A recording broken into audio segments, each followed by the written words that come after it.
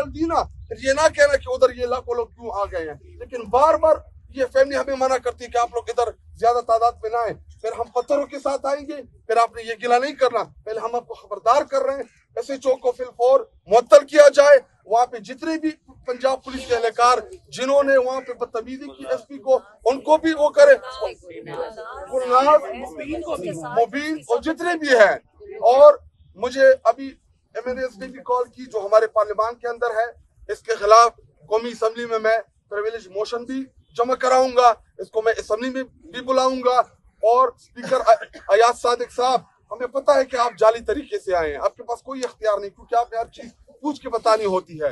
लेकिन बहैसियत पार्लियामान का मेंबर आपका हमारा जो इस्तेहकाक मजरूह किया गया मेरे और शफकत का, हम आपके इस पार्लियामान के मेंबर्स हैं। गो की ये जाली है, ये पार्लियामेंट गो की फॉर्म 47 की है। हमें पता है कि आप इख्तियार है, आपको इसलिए बिठाया गया है, लेकिन ये आपका फर्ज बनता है कि आप उन सबको बुलाएं और उनसे पूछे कि आपने कैसे मेरे मेंबरान की बेइज्जती की। एक पुलिस की जब कोई बेइज्जती करता है तो IG से लेके CCPO तक सारे उसके नोटिस लेते हैं। हम आपके मेंबरान हैं, ये आपका इम्तिहान है। अगर आप हमारा नहीं पूछते तो हम भी इसका पीछा नहीं छोड़ने वाले, आखिरी हद तक हम इसके खिलाफ जाएंगे।